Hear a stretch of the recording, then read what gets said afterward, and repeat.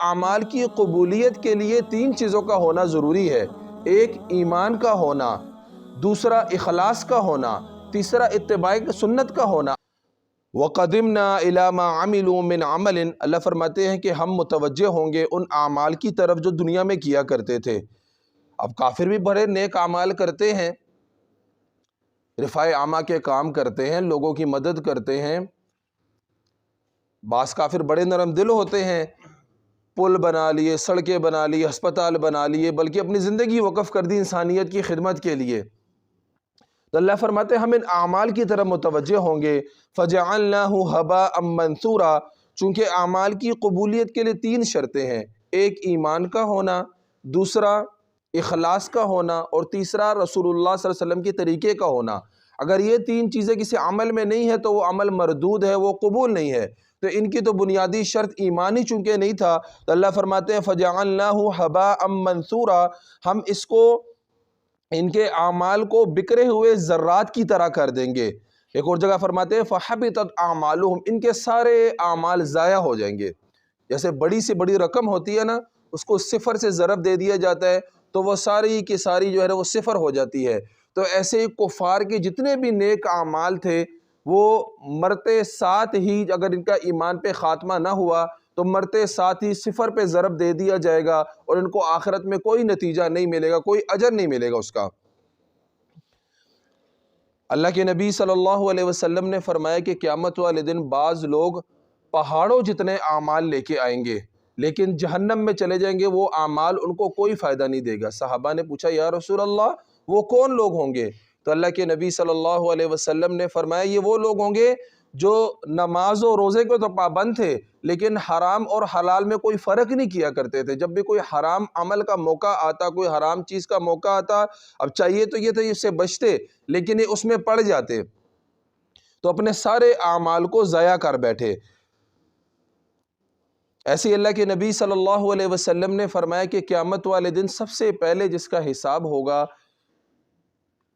ایک شہید کا ہوگا۔ اسے اللہ کی بارگاہ میں پیش کیا جائے گا، اسے کہا جائے گا کہ تجھ پہ میں نے یہ نعمتیں کی ہے، تو وہ اقرار کرے گا یا اللہ آپ نے مجھ پہ یہ نعمتیں کی ہے، پہچان لے گا اس کو۔ تو اللہ فرمائے گا تو نے کیا کیا؟ کہے گا یا اللہ میں نے آپ کے راستے میں جہاد کیا، اپنی جان کا نذرانہ پیش کر دیا۔ اللہ فرماتے ہیں جھوٹ کہتا ہے، تو نے تو اس لیے کیا کہ لوگ تجھے بہادر کہیں، تو وہ تو کہا جا چکا، دنیا میں لوگوں نے کہہ دیا۔ تو اللہ فرمائیں گے اس کو چہرے کے بل، منہ کے بل گھسیٹ کے جہنم میں ڈال دیا جائے۔ ایسے ایک عالم کو پیش کیا جائے گا، اس پہ ان انعامات کا ذکر کیا جائے گا جو اللہ نے دنیا میں نوازا، وہ پہچان لے گا۔ اللہ کہیں گے تو نے کیا کیا؟ کیا کہے گا یا اللہ تیرے دین کا علم حاصل کیا، لوگوں کو سکھایا، قرآن پڑھا۔ تو اللہ فرمائیں گے تو جھوٹ بولتا ہے، میرے لیے نہیں کیا، تو نے تو اس لیے کیا کہ لوگ کے بڑا عالم ہے، سو وہ کہا جا چکا۔ تو اس کو بھی حکم ہوگا اس کے بارے میں کہ چہرے کے بل گھسیٹ کر اس کو جہنم میں ڈال دیا جائے۔ اسی طرح ایک مالدار کو لایا جائے گا، اسے کہا جائے گا کہ تجھ پہ یہ انعامات کیے، تو نے کیا کیا؟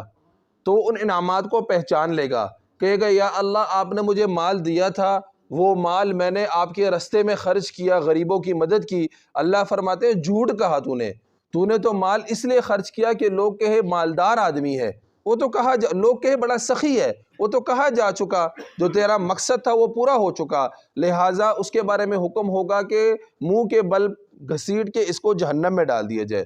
تو اعمال کی قبولیت کے لیے تین چیزوں کا ہونا ضروری ہے، ایک ایمان کا ہونا، دوسرا اخلاص کا ہونا، تیسرا اتباع سنت کا ہونا ضروری، نہیں تو کیا ہو جائے گا فَحَبِطَتْ أَعْمَالُهُمْ، سارے کے سارے اعمال جو ہے وہ ضائع ہو جائیں گے اگر یہ تین چیزیں نہیں پائی جائے گی۔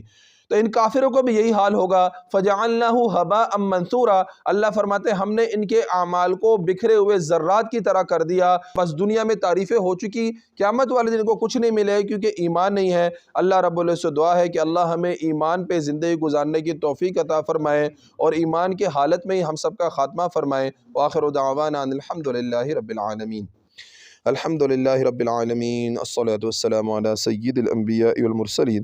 یا اللہ ہمارا بیٹھنا قبول فرما، پڑھنا سننا قبول فرما، کوئی کمی کوتاہی رہ گئی اپنے فضل سے معاف فرما، پوری زندگی دین پر چلنے کی توفیق عطا فرما، ہماری نسلوں میں دین کو جاری و ساری فرما، پریشان حالوں کی پریشانیوں کو دور فرما، بیماروں کو صحت کاملہ عاجلہ مستمر عطا فرما، مظلومین کی مدد و نصرت فرما، خصوصاً اہل فلسطین کے حال پہ رحم فرما، پوری دنیا میں دین کو غالب فرما، ہمیں ہماری نسلوں کو ذریعے کے طور پہ قبول فرما، جتنے ہمارے عزیز و اقربا جتنے مسلمان دنیا سے چلے گئے اللہ ان کی بخشش فرما، ہمیں موت سے پہلے موت کی تیاری کرنے کی توفیق عطا فرما، کبھی اپنے دربار سے مردود نہ فرما، خاتمہ بالایمان فرما، خاتمہ بالخیر فرما، وصلی اللہ علی النبی الکریم وعلی آلہ وصحبہ۔